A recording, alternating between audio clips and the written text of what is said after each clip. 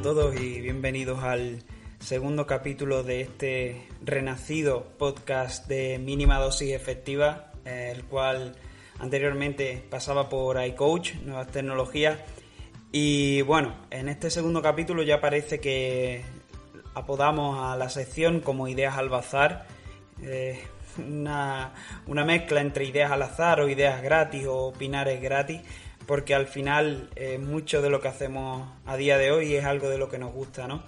Empiezo este segundo capítulo comentando que el anterior, el primero, el de ayer, en el que hablábamos de negocios de clientes y negocios de socios, me gustaría terminar todos los capítulos hablando de a quién creo que podía ayudar ese capítulo en particular. Y como no me dio tiempo y hay que respetar los 15 minutos, así lo hemos prometido y así lo haremos, me gustaría que el capítulo de ayer sirviera para todo aquel que tiene un negocio o a todo aquel que conozca a alguien que tiene un negocio y le quiera ayudar o quiera sacar esto a debate, se pudiera debatir o se pudiera poner sobre la mesa si de verdad los negocios que son de socios se están preocupando por dar un seguimiento, por dar un cariño, por dar una atención continuada a todo ese que tiene que pagar una membresía mensual o al que le pasamos una remesa, y si estamos aportando lo suficiente para que después, cuando llegue final de mes, se sienta la necesidad. Bueno, durante la pandemia, de hecho, nuestro jefe siempre decía: a ver cuánta gente se da de baja de Netflix con la pandemia.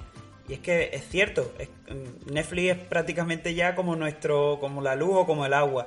Nadie se da de baja porque les aporta tanto valor, y quien tiene Netflix sabe el tipo de comunicaciones que te mandan, siempre pendiente de que estés viendo series.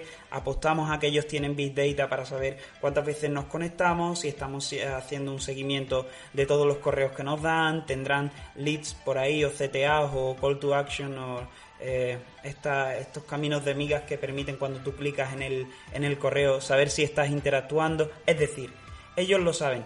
El resto de empresas, por pequeña que sean, nos estamos preocupando por dar un cariño suficiente como para justificar la recurrencia en el pago.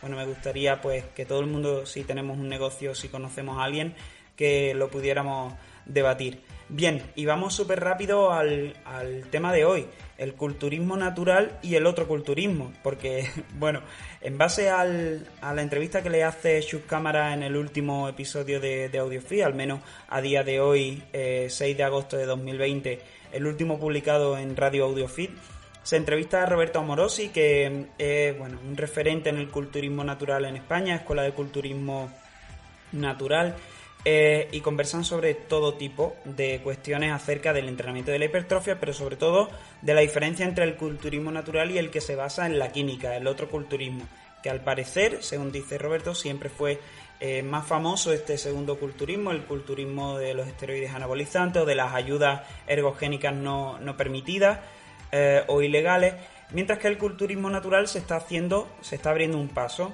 Entonces, bueno, quería comentar algunas cuestiones, y es que me pareció súper interesante, y ahí lo tendréis en Radio AudioFit si queréis buscar el podcast, y es que le pasan un polígrafo a los competidores.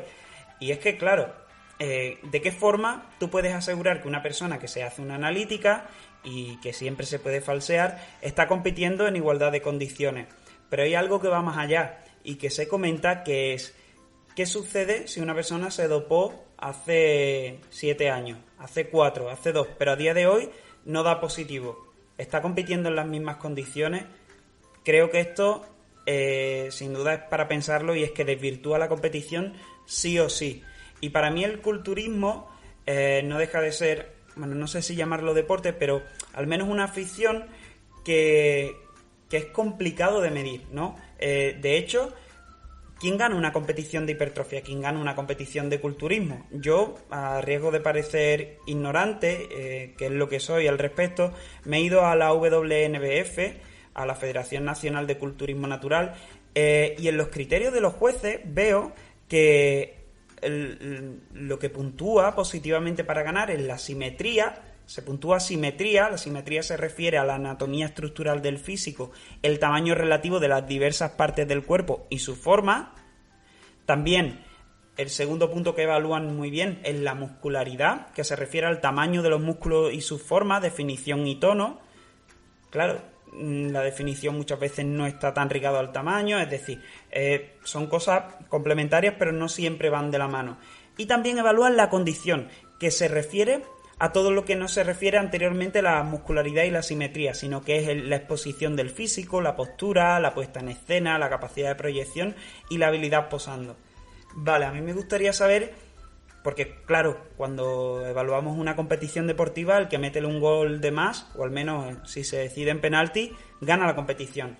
Si medimos salto de altura, ese que pasa el listón, y es el mismo para todo el mundo, ese es el que gana. Tenemos formas cuantitativas de mirarlo, formas justas de evaluar. Pero yo, ¿cómo entreno para conseguir un cuarto de armonía? ¿O un cuarto de muscularidad? ¿O cómo meto 1 kilo más de condición y de exposición? Es complicado, es súper subjetivo, pero bueno, como hay competiciones, por ejemplo, de cante, o al final es cualitativo y lo respeto, pero al menos no estoy muy de acuerdo en si tiene mucho sentido hacer una competición de este tipo, o al menos yo me frustraría si compitiera en este tipo de deporte. Y después simplemente mencionar que me parece algo peligroso que se mande un mensaje desde la Escuela de Culturismo Natural diciendo que, porque Roberto menciona, no sé si se refiere a eso o no, que cree que todo el mundo debería no idolatrar, pero sí admirar a la gente que hace culturismo. Y a mí me parece peligroso linkar el culturismo con la salud.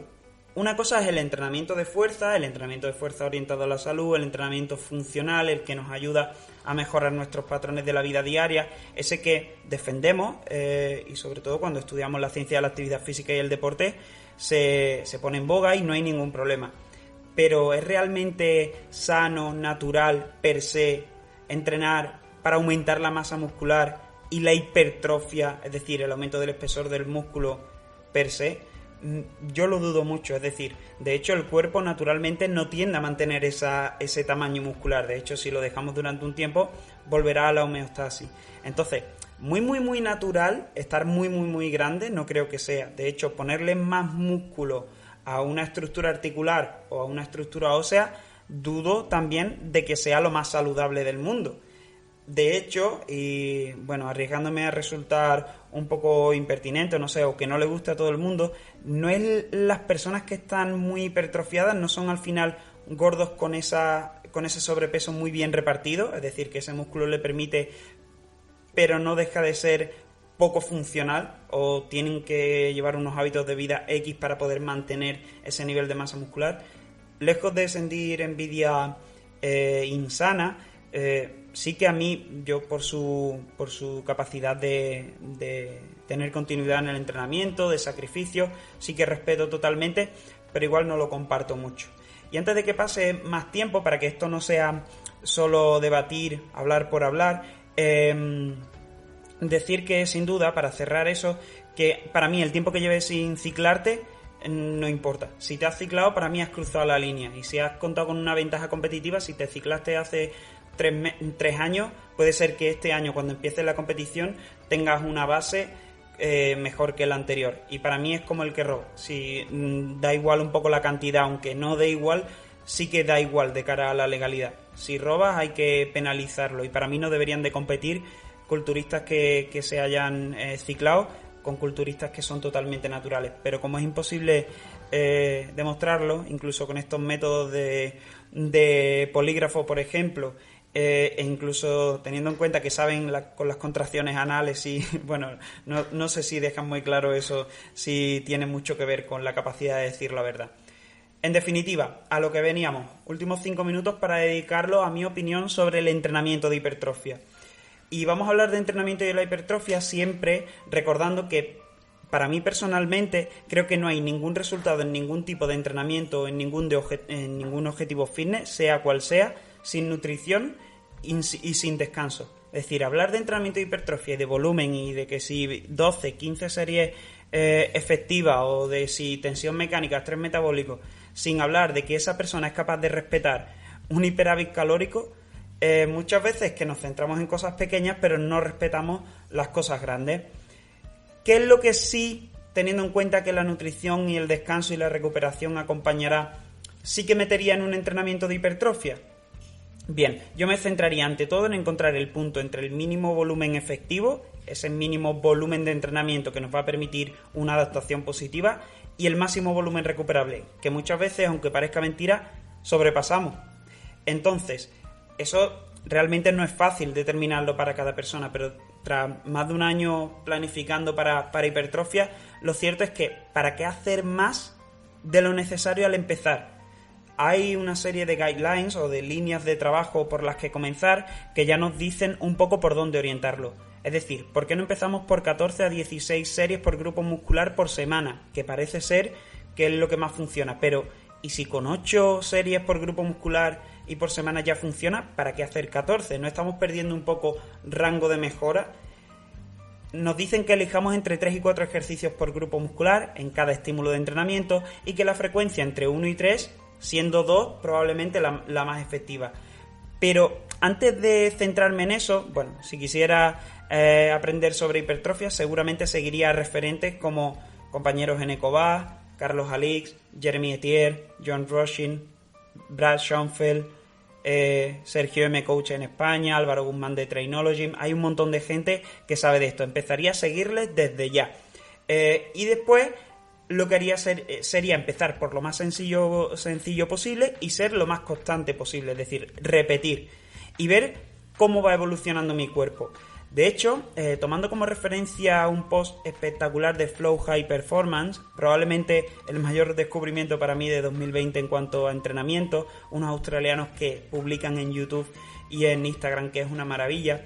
Ellos hablan de que para mantener tensión mecánica, estrés metabólico y daño muscular en los rangos óptimos, lo mejor que se puede hacer es quedarse en esas series efectivas siempre próximos al fallo, porque cuando hablamos de series efectivas, ¿cómo de próximos al fallo? Me quedo con RIR 2, llego al fallo técnico, llego al fallo muscular. Ellos hablan que en movimientos compuestos, como una sentadilla, 1 a 3 repeticiones en reserva, en rangos de repeticiones de a 6 a 12 repeticiones, puede ser lo más óptimo. Y en ejercicios de aislamiento, entre 0 y 2 repeticiones en reserva, para mí, mejor si llegamos al fallo muscular en ejercicios monoarticulares. Y en rangos de repeticiones mayores, yo lo pondría entre 12 e incluso 25 repeticiones. Hay un estudio de Brad Schoenfeld del 2015 que demuestra que si se iguala el volumen de entrenamiento y la cercanía al fallo, se igualan las mejoras de hipertrofia entre grupos que entrenaron entre 8 y 12 repeticiones, 6-12, que es lo que se suele decir, y los que entrenaron entre 15 y 30 repeticiones. Entonces, creo que para ejercicios de aislamiento donde los grupos musculares son menores, para evitar meter tensión articular o un estrés excesivo sobre las estructuras articulares, yo optaría por rangos de repeticiones más amplios, entre 12 y 20 repeticiones. Respecto al volumen, sensaciones. Si vemos que no tenemos agujetas al día siguiente, que no tenemos nada de daño muscular, vemos que no progresamos y nos sentimos siempre recuperados, el volumen deberíamos de aumentarlo. Y eso es lo que hacemos en VitaFit. Preguntamos cuál es el nivel de daño muscular que sentimos al día siguiente y si tenemos alguna molestia. ¿Por qué? Porque si no sentimos nada, probablemente haya que meter más cercanía al fallo o más volumen de entrenamiento en alguno de los sentidos, repeticiones efectivas en este caso.